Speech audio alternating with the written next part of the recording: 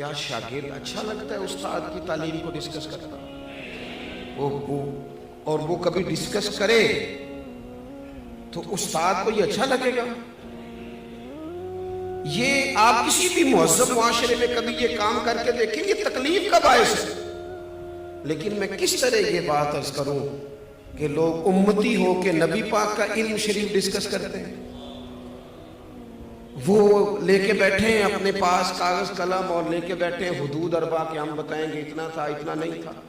یہ شکوک پیدا کیے گئے، شکوک کمزور کرنے کی کوشش کی گئی تاکہ کسی طریقے سے جتنی چیزیں آج دنیا میں لانچ کی گئی ہیں یہ صرف شکوک پیدا کرنے کے لیے، تاکہ خالی ذہن لوگوں کے دلوں میں، آپ مانے نہ مانے، میں جتنے لوگوں سے ملتا ہوں میں تجربے سے کہہ سکتا ہوں کہ ایک بڑا طبقہ ایسا ہے جسے صرف مشکوک بنایا گیا ہے، جسے صرف ڈسٹرب کیا گیا ہے ذہنی طور پر۔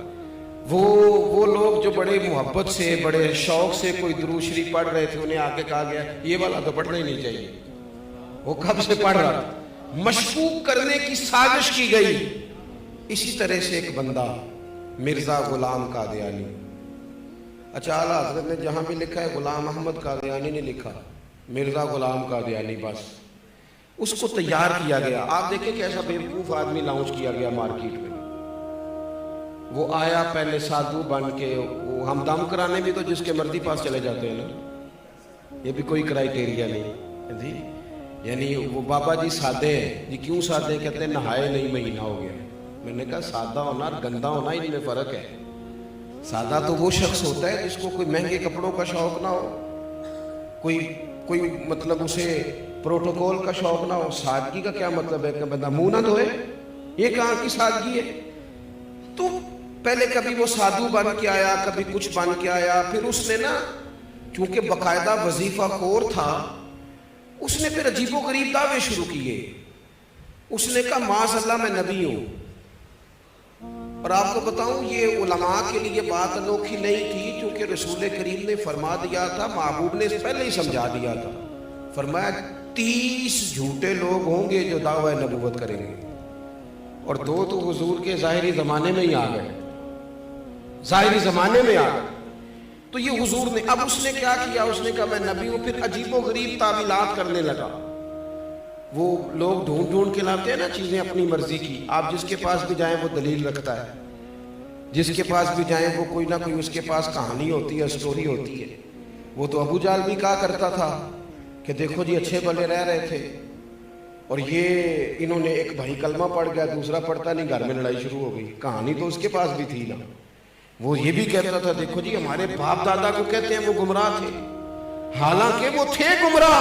تو کہانی تو کوئی نہ کوئی اپنے دفاع کے لیے سب نے بنائی ہوئی ہوتی ہے معاذ اللہ۔ اس نے جب کہا میں نبی ہوں تو وہی لوگ میدان میں آئے جو ہمیشہ آیا کرتے ہیں، وہی لوگ آئے، علماء ربانی جی، مارے کھائیں، جیلیں کاٹیں۔ مولانا نیازی کو تکلیف ہوئی، کئی مہینے جیل میں رہے۔ حضرت سید خلیل شاہ صاحب علامہ ابو الاسناد صاحب کے بیٹے جیل میں گئے، 20 درجنوں علماء پابند سلاسل ہوئے، اور جب اس کے گرد گھیرا تنگ ہوا تو تعویلات کرنے لگا، کہنے لگا نہیں میں تو ذلی نبی ہوں، میں تو امتی نبی ہوں۔ بھئی یہ کون سی نئی تعریف تم نے کٹھی کی؟ اپنے لوگوں کو سمجھانے کے لیے، قائل کرنے کے لیے، آپ میری بات کو سمجھیں اچھے طریقے سے۔ ایک بڑی عجیب بات ہے دنیا کے اندر کہ لوگ کہتے ہیں یار یہ تو ان کے گھر کا آدمی ہے، یہ گھر کا آدمی آ کے یہ بات کہہ رہا ہے تو یہ تو نہیں غلط کہہ رہا ہوگا۔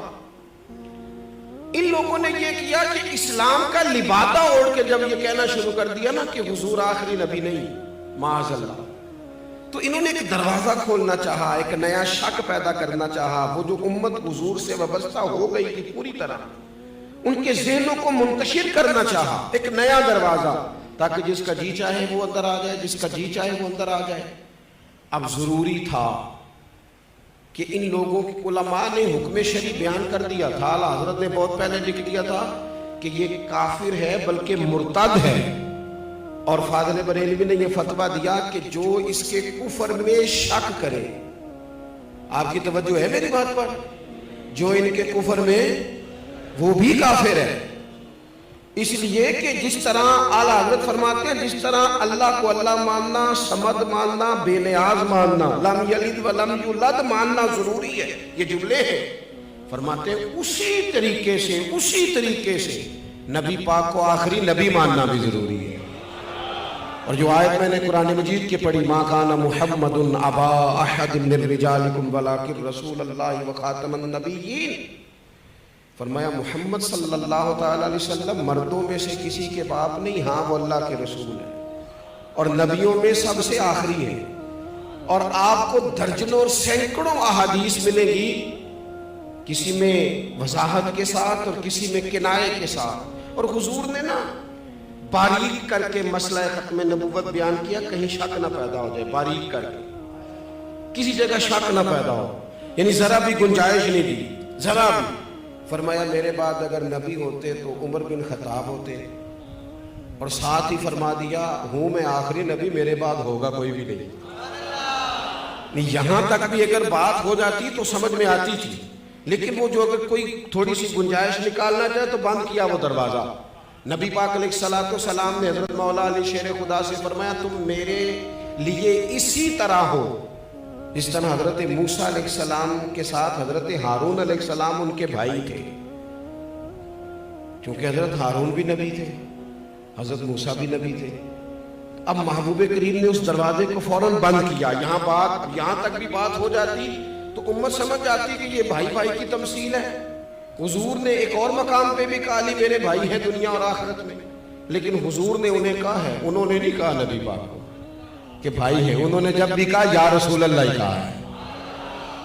نبی پاک صلی اللہ تعالیٰ علیہ وآلہ وسلم نے کہا میرے لیے علی اسی طرح ہے جس طرح حضرت موسیٰ کے لیے ہارون تھے، لیکن ساتھ ہی پھر وضاحت کی، فرمایا یہ یاد رکھنا میرے بعد نبی کوئی نہیں۔ یعنی یہاں کوئی آدمی اگر یہ تعویل کرنے کی کوشش بھی کرے کہ دیکھو کیا بیان ہو رہا ہے، تو وضاحت اور درجنوں جگہ پہ محبوب پاک علیہ السلام نے اس کی مکمل وضاحت کی، مکمل۔ اب مرزا قادیانی جب میدان میں آ گیا تو یہ جو ہمارے ہوتے ہیں نا سیاسی زعماء، یہ جو لوگ جو پارٹیاں الیکشن میں آتی ہیں،